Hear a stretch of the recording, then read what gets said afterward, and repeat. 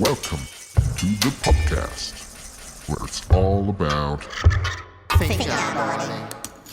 Привет, Doski Palza. This is Ollie. And this is Tom. And thank you for tuning in to the 4th episode of our Fingerboard PopCast. We have no real follow-up today, as there were no further news to our last episode's topics. And this is why we go straight into the news. And our first news is that AnniYan is new on Goat on the Road. You know AnniYan already as the head behind the Femblins video, and she's got a new sponsor with Goat on the Road. The company is run by Helena from the Czech Republic, and she's mainly producing boards. It was founded in 2018, and she also sells shirts, fingerboard bags, and veneer, though. Also, she resells some other companies. And in her web shop, she says about herself, the decks are made by one crazy girl in a small apartment in Prague. The graphics are hand-painted from the bottom of her heart. And as we usually do, you listeners know it already, we got in contact with both AnniYan and Helena, who's the woman behind Goat on the Road.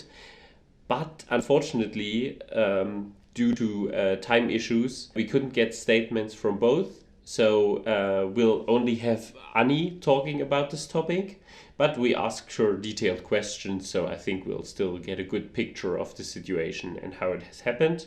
And this is also what we asked Annie first. We asked, how did you meet Helena, and when did she tell you you're on the team? And Annie fake called in and said, So I just went back on my DMs to check when the first time I had ever spoken to Helena was, and it was last year in October, so 2019 October. I didn't have an Instagram account for fingerboarding yet. But now that I think about it, I don't actually remember how I heard of Go on the Road. I think it was probably through a post of someone else's, like maybe EJ, because at the time I wasn't following a lot of Instagram accounts that were specifically about fingerboarding. But anyway, I reached out to Helena because she was doing a sale of a bunch of boards that she didn't want. And I was looking at one in particular, and it was a Collinswood. But I didn't end up buying that board. Later on, though, she posted a photo with a huge stack of boards, basically saying, if you're looking for any board in particular, hit me up. I might be able to help you out here. And I saw in the corner there was a graphic of Jodie Comer or Villanelle from Killing Eve. And so I reached out and I was like, oh my God, is that a Killing Eve graphic? And she said, yeah, but I don't think she was selling it at the time. Later on, she actually ended up selling me a Word Decks custom with Sorry Baby on it. I just did a collection video, which that's a part of, and it's an iconic quote basically from the series, from series 1. And so I bought that off of her. Months later, I bought a Go on the Road spicy shape astronaut deck, but by that time Helena and I were talking on and off already, and yeah, I thought the deck looked so nice. And months later, I started my fingerboard Instagram account, and we started talking much more consistently. Not too long after, Helena offered to send me a board for free, not as a sponsor pack, but just for fun. And she changed a 35mm board to a 33mm because I picked from the site. And I ended up loving that deck. And just a quick fun fact before I get into how I actually ended up getting sponsored, I was selling some t-shirts to raise funds for my BA thesis film months ago, and Helena actually bought a shirt from the website too, which is really, really sweet of her. So over the past few months, we've just been supporting each other nonstop.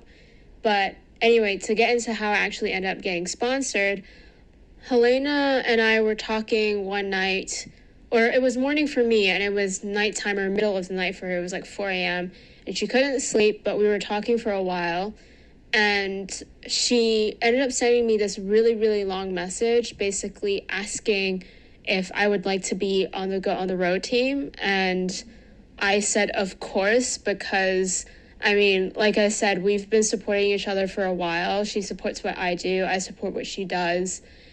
And for two people who have never met face to face, who have never even spoken on the phone, we definitely have a really, really special friendship. So I had to say yes. I mean, why wouldn't I? Interesting statement from Annie. It's a bit like what Mike said already. It's not just about the skills who you have on your team and also the other way around on whose team you are on. Yeah. I think it's a bit about friendship and get along the right vibe, basically, between two people. Yeah, it's like the way it should be, I feel like, and it's the way I look at it with my own team too. And yeah. Definitely, and cool that they supported each other for such a long time. Yeah, that's really nice. Finally, it came together. Yeah, and we totally forgot to mention in the news how it was announced. It was announced via Instagram, and on Instagram, on AnniYan's account, there was also a welcome clip, and I thought it was a pretty good one. So our next question for Annie was that spontaneous edit? Like, did she just film tricks and put it together, or did they talk about it before and made a plan, basically? I'm so glad you guys liked the video. It means a lot coming from the both of you, and I genuinely mean that. But Helena actually never asked me to do a welcome video. I just wanted to do one, so we didn't discuss how it was supposed to look. She just sort of, I told her I was going to make one, and she was just like, okay, roam free, and she just trusted me to do a good job with it. So, yeah. I wish my team writers would show such initiative. Not to mention names, Flo, but yeah, anyways. Combined with the post, we've seen a new Goat on the Road graphic and had some questions about this one too. The first question was, who came up with the idea? And how was the process of finding it? And do you want to share the idea and story behind it? So the graphic you're talking about isn't actually a Go on the Road graphic. The board itself is Go on the Road, though. It's the board that I was talking about earlier in my first answer with Helena just offering to send a board for free. And the original graphic was a almost full dip with like a peak of a split ply and a line drawing of a woman on it. But the really interesting thing about Go on the Road boards is even though they're hand painted, they function kind of like realware in the sense that they can scratch off. And the kind of person I am is I don't wax my ledges, and I have a concrete level ledge that I use all the time, and I completely messed up the graphic. And it got to the point where I just thought there's no point in me keeping this graphic anymore. And I've always wanted to try and make my own paper graphics or something like that. So I decided to test it out with this one because I wanted to continue to rep Go on the Road because I had only been writing the board for like a week and a half before it was completely dead. There was nothing wrong with the board itself. It was just the graphics. So I printed out my own graphic. I made it my own and stuck it on there after sanding down like completely the graphics to clean it up. And yeah, I just stuck it on and there you have it. I had my own like design on a Go on the Road deck and it was just so sick. I messaged Helena a photo of the design beforehand and I told her I was going to put it on the board and she said she really liked it. And I also thought, I'll just slap like the Go on the Road logo on there just so people know it is a Go on the Road board and I am still repping Go on the Road. In terms of how I came up with the graphic, I've been actually designing boards for people for a month now. Not a lot, but consistently. I've been making stuff for Zach Holden or zhold67. And I also recently made a graphic for Word Decks. I made a couple of graphics for Word Decks. And I also made one for Decatur, which is owned by Sponsor Me Tape. And with those graphics, I always try to keep in mind that I need to make sure the graphic represents the company somehow. So even though I have artistic control, they still have to go through a client per se. But with this graphic, I had full control and it didn't really matter. So I really like collages, and I found a old Vogue cover photo of this woman wearing a suit, or kind of a suit, and she was also wearing a hat, and I loved it. So I traced it out, and I also saw the tagline, which was more taste than money, and I thought that was really funny. Even though it's sexist, I thought it was hilariously sexist because it's stupid. So I put that on there, and then I actually also put a little like reference to Killing Eve, because not only is it one of my favorite shows, but it's also something that I bonded over with Helena. So there's like a perfume bottle on the top right, and it's the La Villanelle perfume. And I'm not going to explain what it is, because if you watch the series, you'll know what it is. But if you don't, there's not much point in me explaining what it is. So I put that there, and the like words in the back are lyrics from a song that my girlfriend and I listened to. It's in Italian. It's called Ti Amo, and it's really fucking cheesy, but it's on there. And I just wanted the board to not just represent me, kind of, but I wanted it to have some sort of meaning for Go on the Road and me. So that's why I did what I did. I put the things on there with very specific things in mind. I do want to stress that it is still a Go on the Road board, though, just so everyone knows. Cool to hear that so much thought went into that graphic, and maybe we have soon follow-up news, hopefully, that it became a regular graphic. It looks like we have to watch Killing Eve to fully get it. Yeah, to understand the inside joke with the perfume. Yeah. Okay, and the last words we gave to Annie to conclude this news category. And she said, I don't think there's much else to say apart from, like, I'm so grateful to have this opportunity to be on Helena's team. It's a huge honor, and I'm just so thankful for it. And Reebok skater Ben just joined the team as well, so go check out everyone on the team. There's Indy, there's me, there's Daisy, there's Ben, and 2K is also an ambassador, so go check everyone out. But yeah, thank you so much, Helena, for asking me to be on this team, and thank you guys for asking me to be on the podcast again. It's a huge honor, and I hope everyone enjoys the rest of the podcast. Yeah, we hope so too. Thanks a lot, Annie, for taking your time again. Yeah, thank you. But now we're gonna move on to our second news topic, which is an online contest from Project Cornerstone. Thanks to our friends from Fingerboard, we came across an online contest of an organization called Project Cornerstone. For those of you who don't know them yet, they are saying about themselves on their website, Project Cornerstone is a grassroots organization dedicated to educating the public about the importance of local construction, aggregate resources through hands-on learning in science, technology, engineering, and mathematics. They have a skateboard program to excite students about careers in construction. They have partnered with Kenton Russell, former professional skateboarder, now skateboard designer with New Line Skateboards.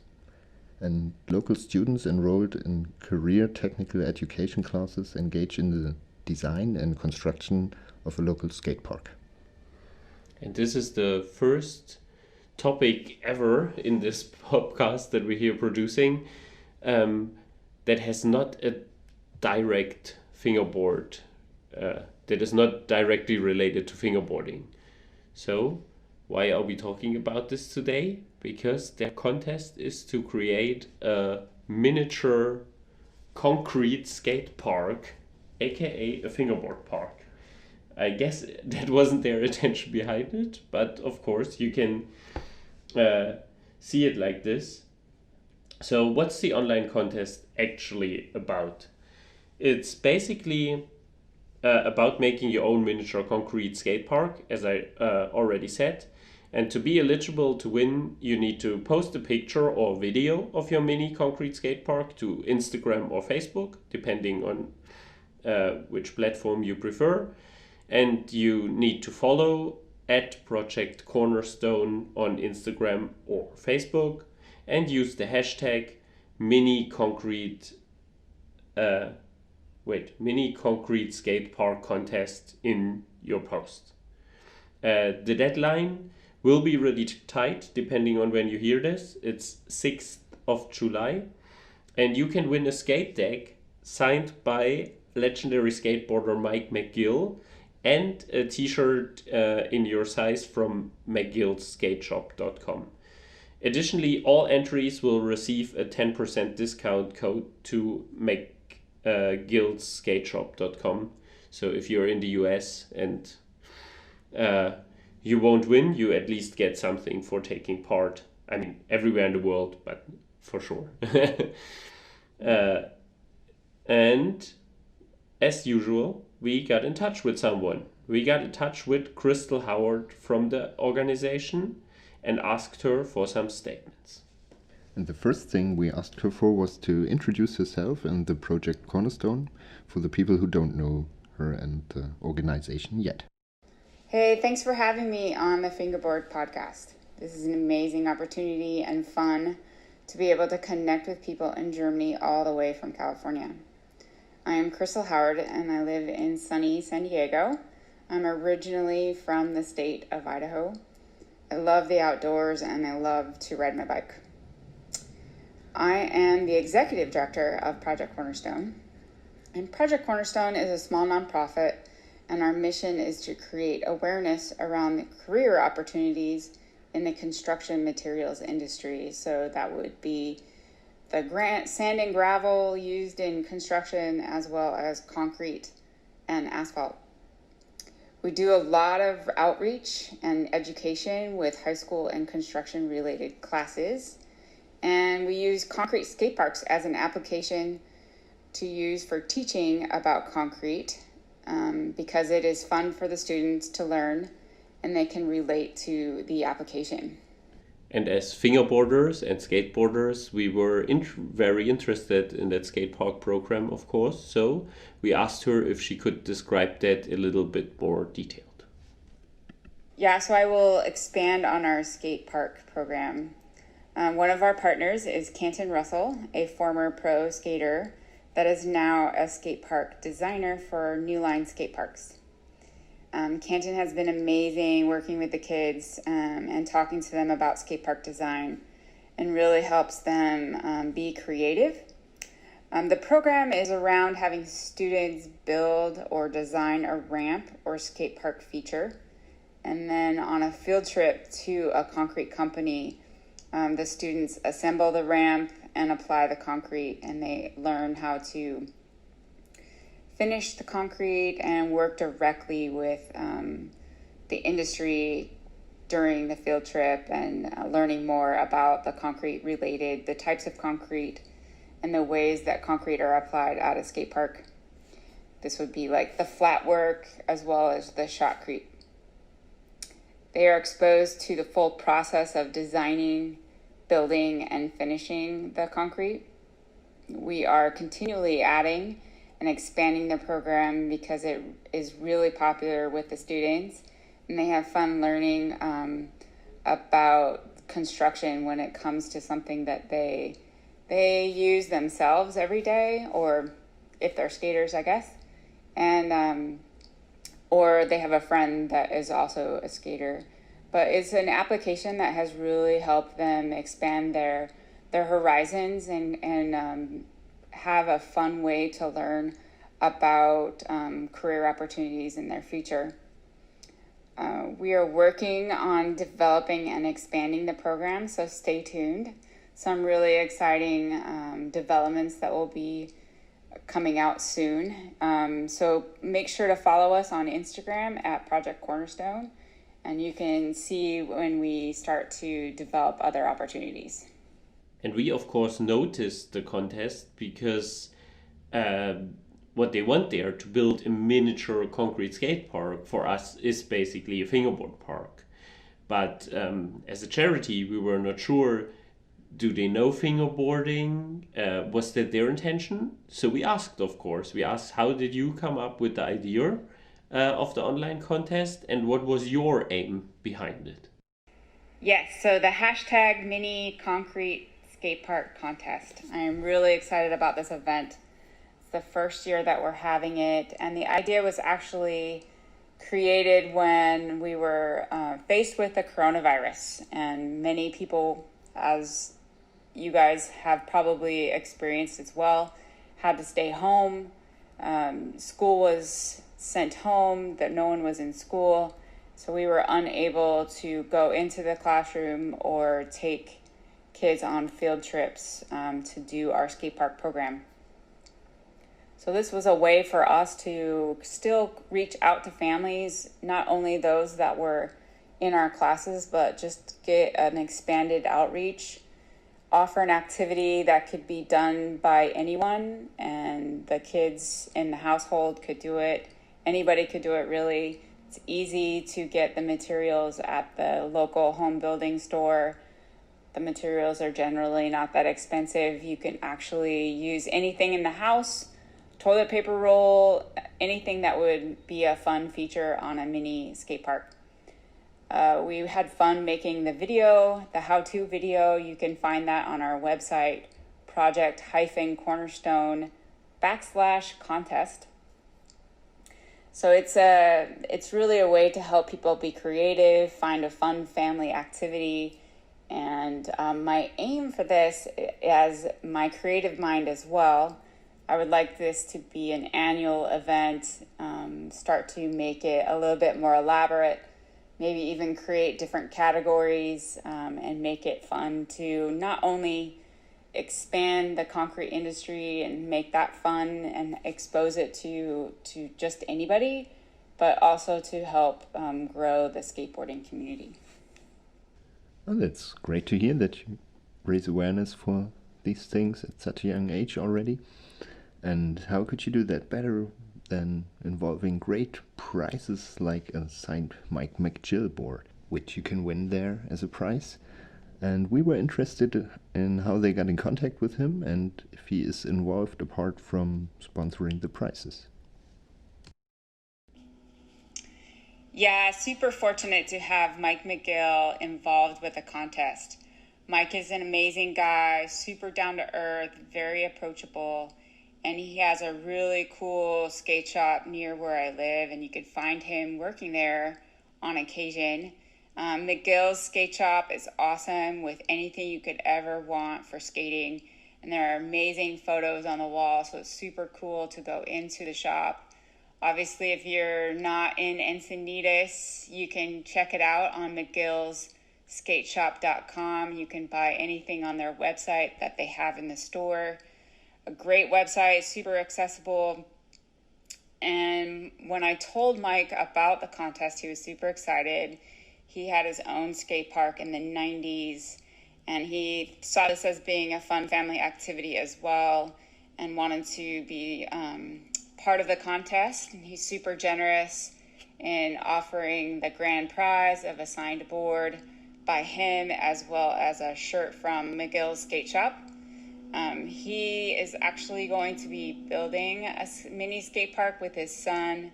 Super fun with that. And he is going to be the official judge of the contest. So he will look at all the entries and decide on who was the most creative and participated in a fun way. So make sure to participate, submit your entry, and have Mike McGill be the judge, and we'll have a fun win. That's really cool. I think it's a really cool project, Tom, and I hope it motivates a lot of people to build nice fingerboard spots. Yeah, and hopefully also use them. Yeah. As fingerboard spots. Would be cool. And if you build these spots, listeners, always keep in mind, it doesn't have to be in your home. Maybe you build them somewhere in a secret corner, get inspired by other people who did that already. And yeah, maybe build them outside. That'd be cool to see as well. For sure. Yeah. But we have, as usual, we gave the last words to Crystal. So thank you again for being on the show. And here is what she still wants you to know. Thanks again for having me on the podcast. I appreciate the opportunity to talk about the hashtag Mini Concrete Skate Park contest. What I would like to add is just a reminder of how to participate. You need to post a video or a photo of your skate park, Mini Concrete Skate Park. You need to follow Project Cornerstone on Instagram and or Facebook. Instagram, it's at Project Cornerstone. On Facebook, it's at Project Cornerstone ORG. And use the hashtag Mini Concrete Skate Park contest in your post. Make sure to tag Mike McGill and McGill Skate Shop as well so that he can see your entry. I would just encourage everybody to just post anything or create something. It doesn't need to be that elaborate. This is the first year we're doing it, so we just really are encouraging participation. We would like to see this be an annual event. You have until July 6th to submit your entry. So if you don't have much time, just make it a small project. But we would really like to see your creations and how creative everybody can be. And so give yourself an opportunity to win an amazing board signed by Mike McGill and a shirt from McGill Skate Shop. So thanks again for having me. I really hope you guys have fun with the project and to submit to the contest. And good luck. Thanks. Bye. And now our third and main news. Fast Fingers 20, the movie, will be released on the 6th of July, exactly 1 year after the contest was held. Reason enough for us to talk with the people behind the event and the video. Welcome to our show, Martin and Denise, CEOs of Blackriver Ramps. Hi. Yeah, for those of you who don't know, Fast Fingers is a big contest held in Schwarzenbach an der Saale in Bavaria, Germany, where the headquarters of Blackriver Ramps are located. The first issue was held in 2000, and in 2008 the event became the official World Championship. The first ever World Champion was Elias Asmuth, and the record champion is Prete Decks, who won the event 3 consecutive times. But why should we hold a nerd monologue about facts of Fast Fingers if we have people here who witnessed it firsthand? First of all, thank you for being in the show, Martin and Denise. Very happy to have you on. Jo, hallo. Should we straight jump into the first question? Yes. Cool. So let's talk about Fast Fingers in general first, before we get too much into 20 and the upcoming movie, which is the actual news. So when did you come up with the idea of Fast Fingers, and when did you know the first event is becoming reality? Yeah, it was 2000 spring, and we opened a little skate shop in Fadigau, a little village near Schwarzenbach. And at that time we had a space for holding a contest, and that was the spark to start Fast Fingers, to have a location for a contest. And then was the idea behind, I looked on the skateboard scene. The skateboard scene was growing about the contests. The people met together and see other people skating and stuff like that. So, and I was bringing this to the fingerboard scene with starting contests.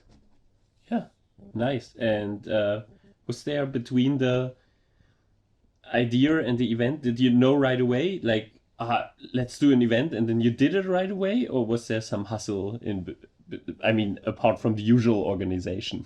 No, No. it was just, we had the idea to make the contest, and then we just did it out of nothing. Cool. We tried everything out. Sweet.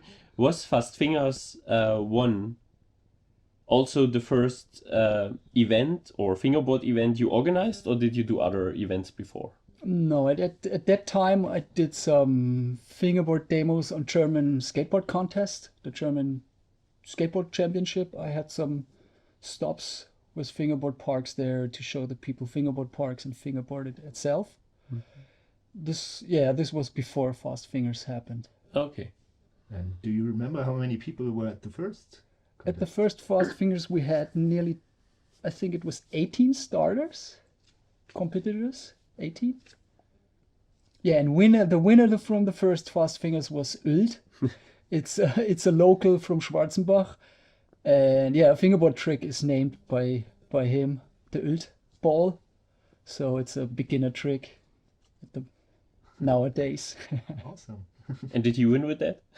What? Did he win with the Ült ball? He did some Ült balls In the run? in the run. You can see some Ült balls in Fast Fingers, in Pissing Fingers. Pissing Fingers Yeah. 1.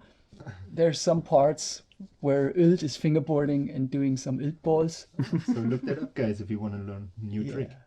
They're all on YouTube now, by the way. Yeah, nowadays I do Ült balls with kickflip. So I kickflip into Ült ball. So yeah, one day I will show a video of the trick. It's interesting. All right. Cool. So let's skip some time forward from the good old days. When did you get the feeling that the event is becoming something bigger, Denise? I would definitely say when the first international starters came. Like, I think Mike visited first with his dad in an old Winterling office above our real office, above the headquarters. The headquarters. And then for me it was definitely the year after. When did we say 2010? 10? 9? No, I think 9. It was 9 when the European scene came. The Portuguese people from Italy, Australian UK, guys, Australia, US. Like when kind of everyone came all the in the old Winterling cafeteria. That was definitely the craziest and biggest. Yeah, all the And finger I think speak this guys is when from it Austria started went for there. me because it was a big crowd and a big party. Yeah. Yeah. Sweet. For all of you who wonder what a Winterling is, Winterling was a company here in Bavaria that doesn't exist anymore, but the huge building that was the headquarters Yeah, of it's an Winterling. old ceramics industry Yeah, building. Yeah. that is still here, and this is where the magic behind Blackriver ramps is happening. Yeah, and speaking of having a big party here and all the people from different countries in a small Bavarian village, we were interested in how the reaction of the villagers were, good and bad feedback. How did you experience that? I think mostly it was really positive, like all the little Airbnbs, hotels, restaurants, like everything was crowded, and mostly it's already booked out a year before. And people going to all the stores, and they were just like happy something is going on, and every one of the villagers was already anticipating the next year because because they basically made money on that weekend. And Schwarzenbach is usually just a village, like there's no big event, and the fingerboarders just flooded the village and were everywhere at every Turkish döner space. I think everyone liked it. We had, I think, no bad reflections. no bad reactions, no. That's great. Yeah, Not at all. and every year the mayor comes around and watch the finals with his wife, and they're sitting down and watching the finals. And one year the final was 1.5 hours, and he stepped to me and said that was like a cinema movie, the last 1.5 hours of watching the fingerboard finals. It's funny that you say it brings business to the village. I remember one story where I went to the local supermarket here in Schwarzenbach, And the lady at the bakery said, "Oh, you're related to Blackriver, aren't you?" And I was like, "Yes." "Which weekend is Fast Fingers?" And then I told her the weekend, and she said, "Good, so I can order more pretzels that weekend." Okay, but let's move on to the last year's Fast Fingers 20. I think it's such a huge anniversary for a fingerboard contest, and I don't know any fingerboard event that has lasted so long, has such a running history. What is your secret? Well, I think it's not a real secret, but we prepare it really well and put a lot of energy also beforehand in the event. Like everyone in the company works for it, prepares it. It has a concept. It's not just, putting fingerboard parks in a place and say, oh, here you go. Yeah. So all the food stuff, it's a real event. It's not just a meeting or people come for fingerboarding. It's a lot of preparation before, and we also constantly improved everything over the years. Things which weren't working, we didn't do them anymore, and or we improved stuff like the contest park area with the judges, everything, like make it better every year. Yeah, it's not stuck. It's like it's learning process. On, Yeah. Yeah, and one point also, it's the area Schwarzenbach is located. With over the last year, with all the skate parks we built it around, a lot of people coming to join the fingerboard contest and join all the skate parks, and the sessions was going on over those days. The international people and all that, and then and all the concerts we do every year with main bands and groups like Klaus Krabke and those. This I think this is a good point for the people to come. Yeah, I think it's true. I mean, Fast Fingers anyway has that kind of festival feeling, because like everyone is celebrating fingerboarding, and it's we provide a good ground for it, I'd say. Yeah, I think that's exactly it. People come from all over Europe, the world, to chill here, and then, as you said, when you build like this Skatopia almost here, with every little village having a skate park. Nearly 10 parks, 5 huge ones, and a lot of small stuff. More and more reason to visit every year with every anniversary. And of course, I think also the big collection of all the history parks. Oh yeah, the parks. Like everyone is. The kids are going crazy on. Yeah. Nearly. Stuff. Over 30 parks. Fingerboard park history of 20 years. Yeah. You know how many parks there are? Oh, Approximately? 30, 40 around that. Crazy, yeah. Some people coming around bringing the parks to the contest, own parks. So we had one year where the Stone Park guys from Belgium bringing parks, and Jan from Bremen, he was bringing his handmade wooden bowl, and it's a little festival style, I'd say. Fingerboard festival, not just a contest. Definitely. And it's great to get some more background information about the event. But now let's talk about the movie you made for this event. And the first thing we'd like to know is who produced and filmed it. Yeah, I filmed it. I bought a new camera for this movie. It was the Osmo Pocket, super camera for filming those, little small, kind of like a GoPro thing. And and I edited and all that stuff. It's all your work. Yeah, it was 18 hours non-stop editing. So Respect. Wow. When you film at the event, do you already have an idea for the video in your mind, or does the idea for the video come to you when you see the footage? Yeah, this year I filmed a lot. I went collecting a lot of foodie. That's why the reason it's a movie. Yeah. It's like 24 minutes. And and the idea for all that comes when I saw the footy first time. It was like nearly 7 months after the event. I looked the first time on the foodie. Yeah, and I was hyped because it was a lot. And too good to And not it was to use. yeah, really good. This year we had no music while running the contest, and this changed everything. For the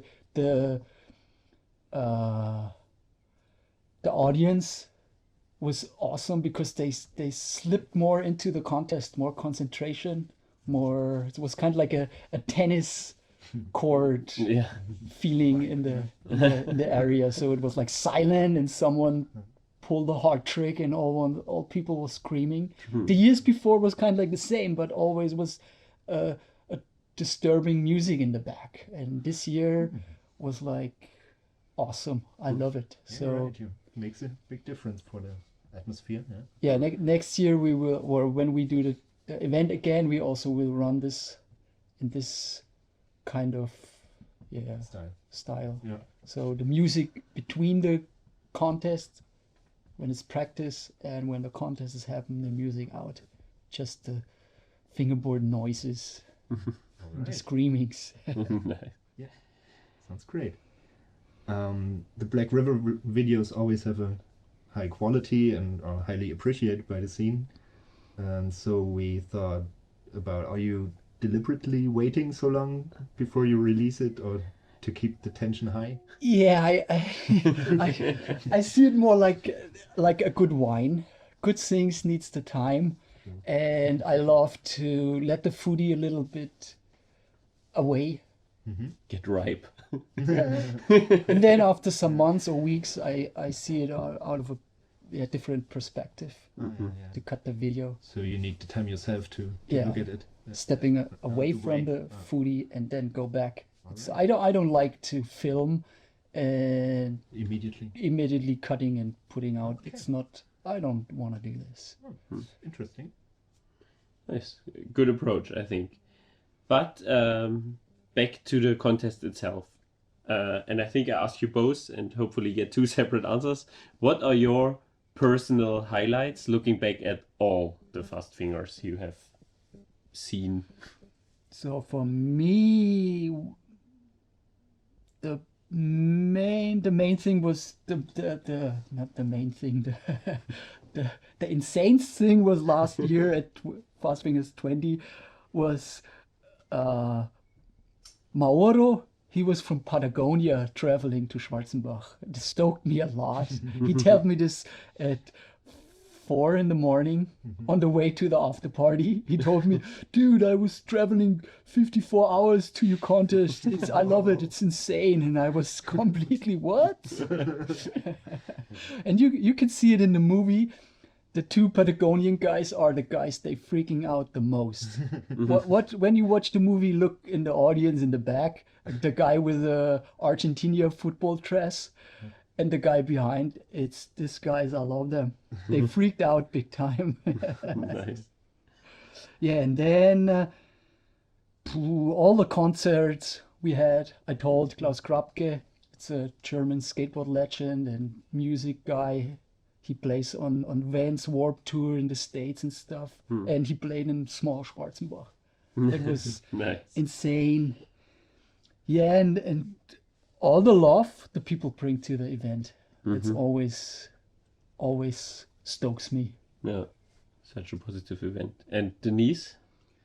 Yeah, for me it was, I think I mentioned it before, so I can keep it short, I guess. The 2009 event, when all the, the whole fingerboard or international European fingerboard scene came together for the first time.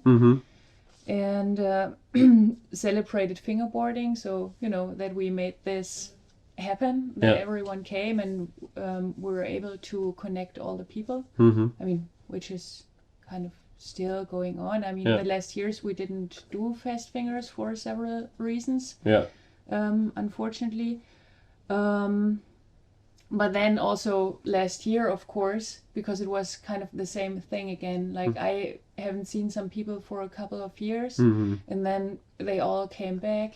And I really enjoy that, like bringing the people together. Those are my highlights, and seeing all the positive lovely people, and also people who became friends. That's the main highlight. Yeah. Of course, crazy fingerboarding, but in the end, for me, it's mostly the personal connections to the people. Definitely. And I think another secret for the positivity of the event, because everyone's so happy to see each other again after these years. So Yeah, exactly. Sweet. Yeah, and with our next questions, we are hoping for exclusive content again. And it's a thing I guess all of our listeners want to know about. When is Fast Fingers 21 happening? Never. We stopped the event. It's boring. No, yeah, just before we talked about it, and or already when we did Fast Fingers 20, we talked about it, and we decided to do it every 2 years because it's so much work for us as a small family business. It's it's a lot of effort and work, and we cannot work for Fast Fingers the whole year. So, and also for the people, it's better, who all the people are traveling from abroad, and so you can plan better, and it's something more special when it's every 2 years. And so this year Corona came. So but it was it was not supposed to take place this year, and we hope we will be able to do it next year. Yeah. So that's the plan so far, but plans can change, of course. But we hope to make it next year in 2021. Cool. Yeah, awesome. Looking forward to it. Yeah. Is there anything else you want to let us know about the event or something? Surprise. I'd say. Yeah, a lot of things changing at the moment at Blackriver. So a lot of new things were coming out, and new team rider we are in the pocket. So watch out for the next months for good new stuff. I guess you'll hear it here. Yeah. Definitely. So, thank you both very, very much for recording this with us. You're welcome. And You're welcome. the last words for this news topic are yours. Well, keep fingerboarding positive, I'd say. Good vibes. Being friends, keeping the good things up. Yeah, and shred the little fingerboards. All right. Nice last words. So I think we can move on with our next category, which is the listener behind the scenes. And this time I chose Prete Ringel, who does a page called the Deckmakers Collective. You chose is very well phrased because I need to confess this time I don't know much about the topic. Tom told me about it, and that's about all I know. So Tom, explain. I think this is a good time to explain me what it actually is about. Sure, I'm happy to do so here. It's a page, as I said, made by Prete Ringel, who also does Prete Decks. He made an Instagram page as a kind of an overview over all the board makers, deck companies.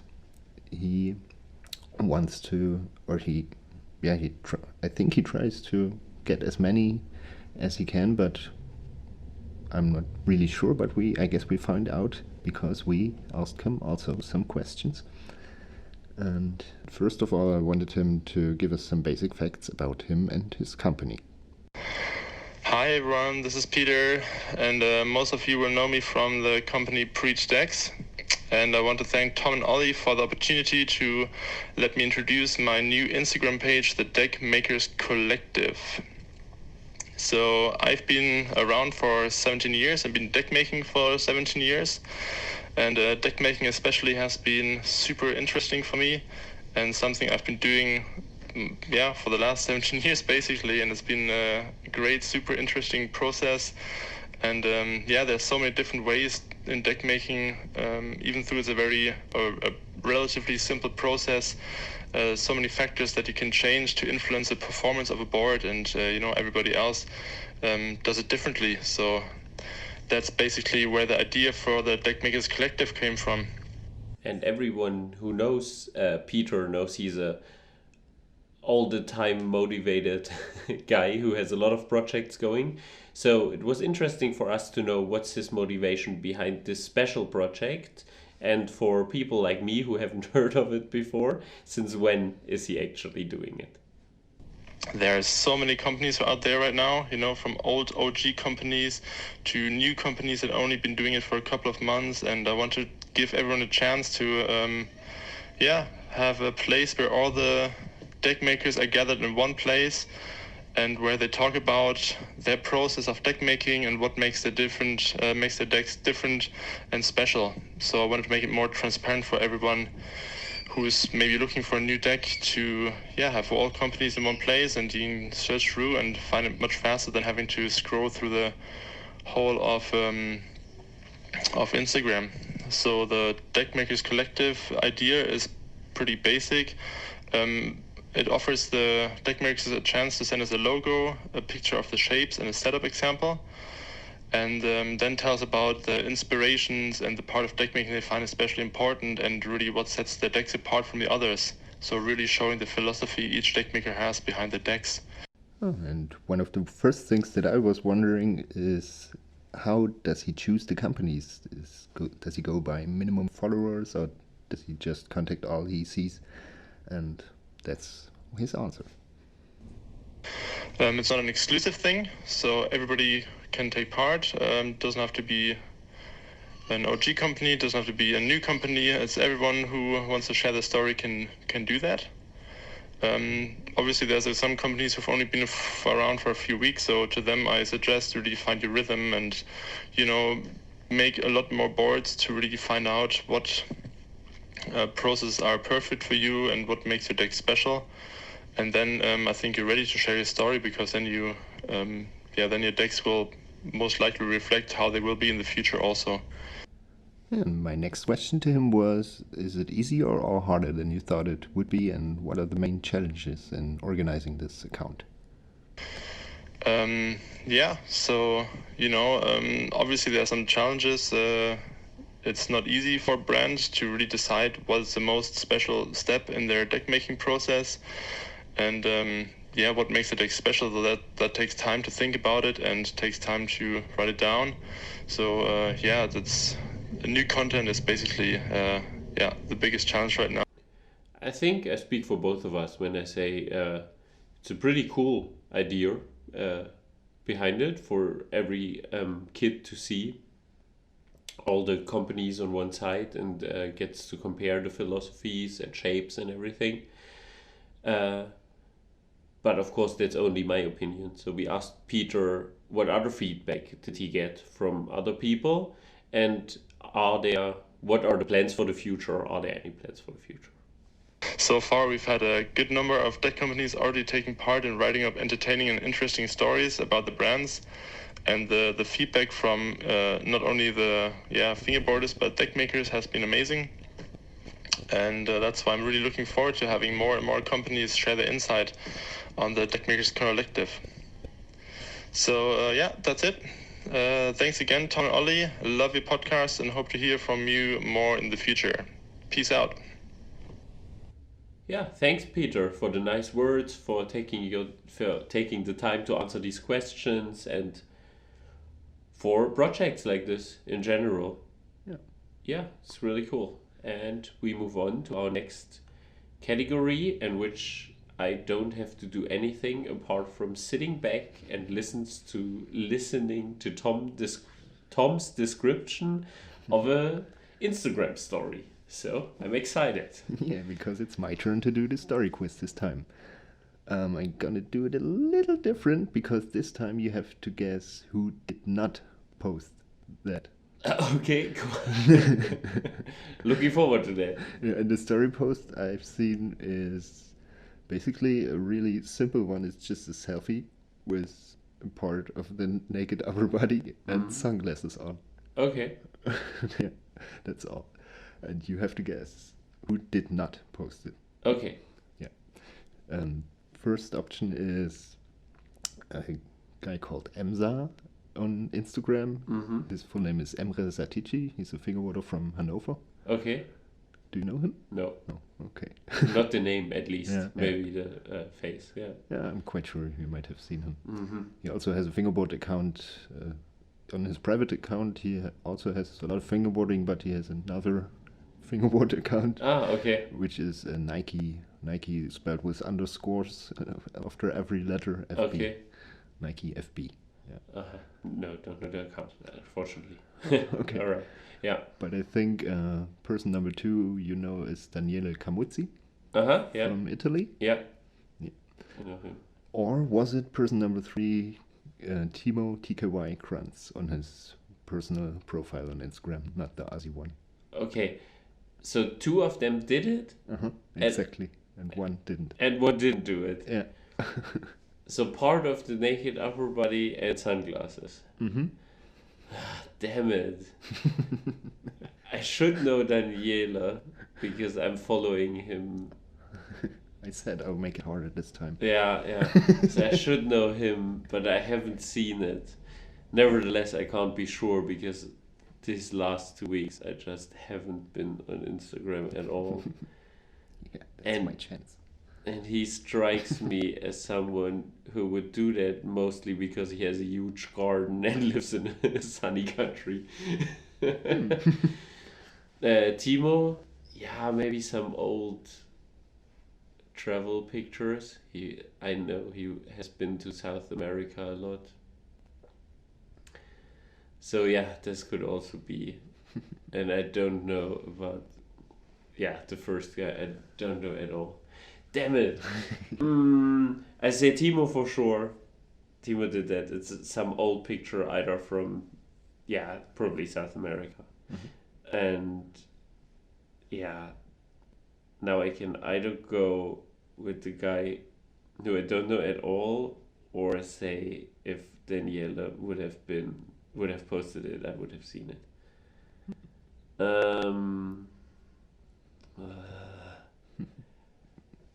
I say Daniela didn't post it. Yeah, I got you. Nah, damn it. So who was it? It was Timo Kranz. No, the guy really? you didn't Where expect I at said all. For sure. Damn it. Okay. Nice one. Cool. Yeah, I must say it was pretty hard. Yeah, it was a good one though. Thanks. Cool. Okay, I unfortunately lost, but you are all winning, believe me. We have a new category, which is product of the episode. It's basically like video of the episode, but with a product. Anyway, Tom and me discussed a long time how to make this category, where to start, with which company, do we do several products from one company, whatever, like... There were a lot of questions of how to do this category, and Tom and me thought, why are we even thinking about this when there are people out there who know so much better how to do this than Tom and me do. And we brought someone back you probably or hopefully all know, and as you can hear in my voice, we are super excited about it. Oh, yes, we are. So we asked someone to be part of the show, and it is Sid Pereira, aka Vicious274. He'll review products for us every episode now, and he has plenty of experience with that, running his own YouTube channel, which started in 2007. It is dedicated to fingerboarding, unboxings, reviews, and giveaways.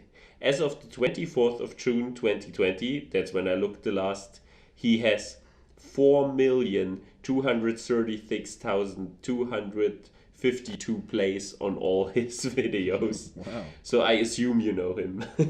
Sure. And you all know him, of course, for his catchphrase, keep fingerboarding, two fingers, peace. But enough talk of how great Sid is. Here it is. Product of the episode.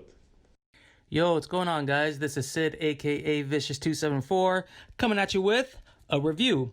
But before we get into that, I first want to thank Ollie and Tom for inviting me to be a part of the Fingerboard PopCast. I am truly honored.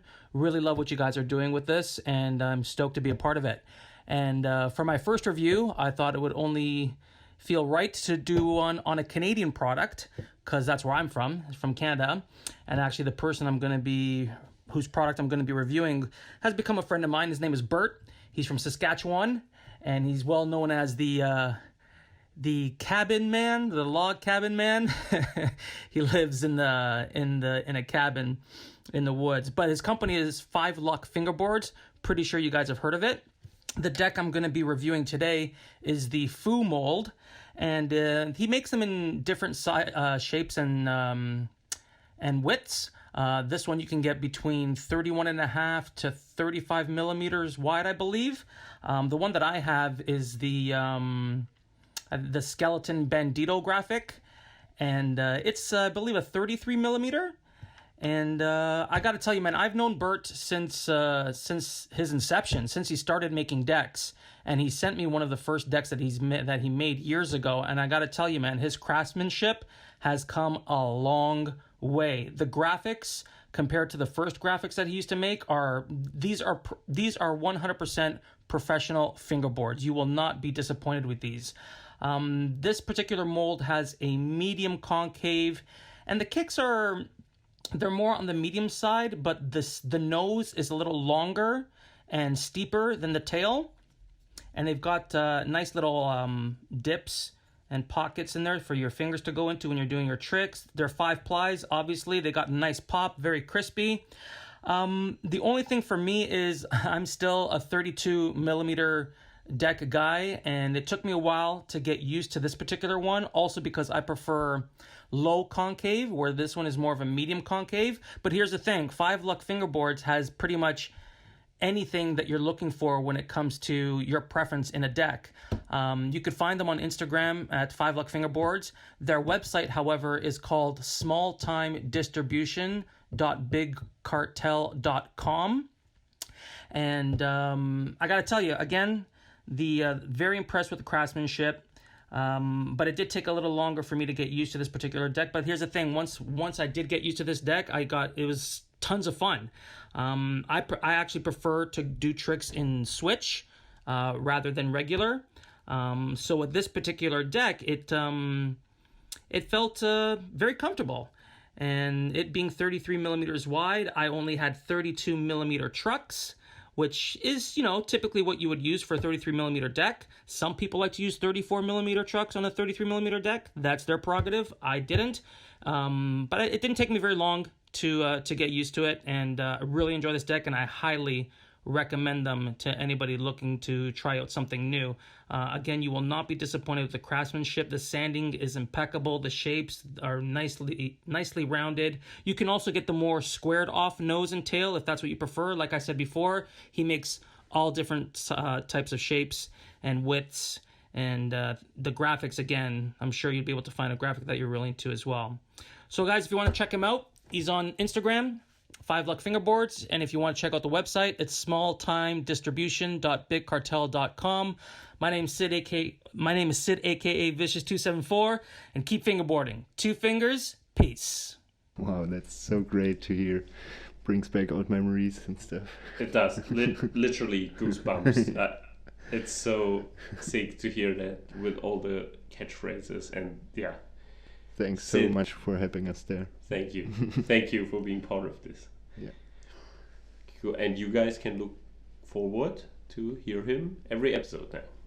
Yeah, I do too. And if you have a company and are doing some fingerboard products and want them to be reviewed by the one and only Sid, then you can contact him on Instagram. That's the way he prefers to be contacted.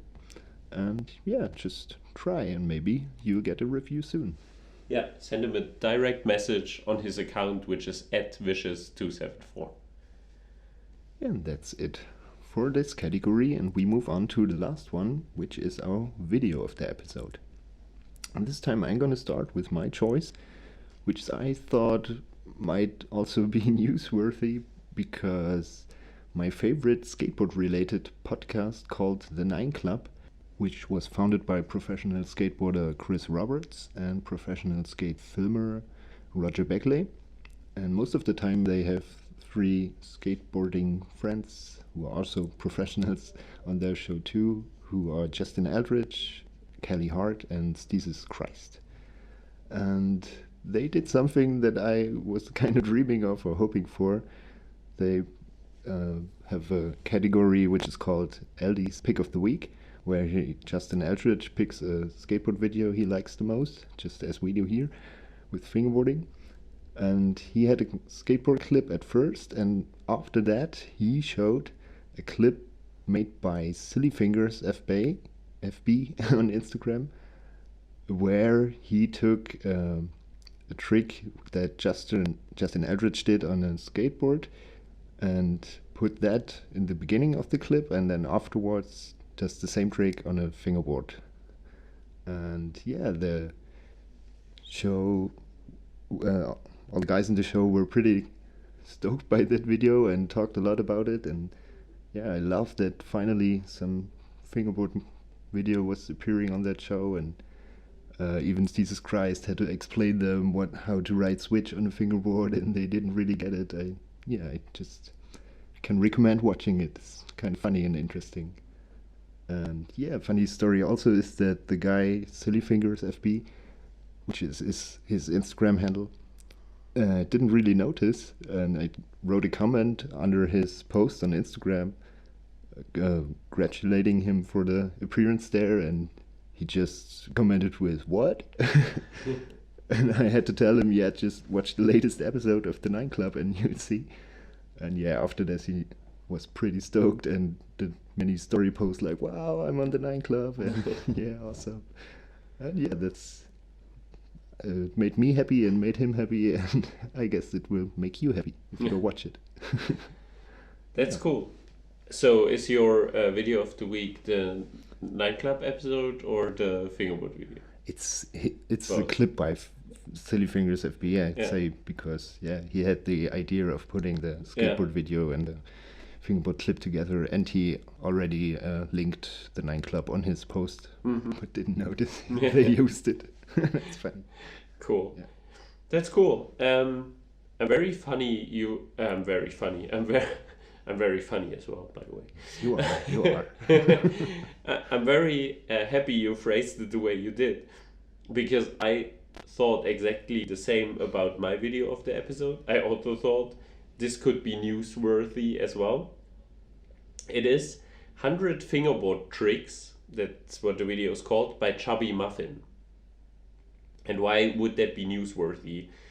It's a bit of a clash of the fingerboard YouTube titans, because he was challenged to do a 100 trick video by David Jones, and he did it.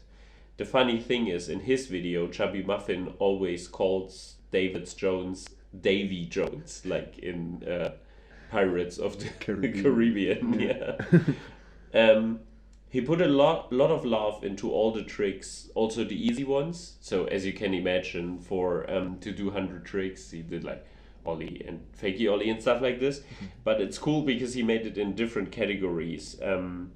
He did like 20 flat tricks, then 20 curb tricks. He did a lot of tricks in a Winkler Mini and so on.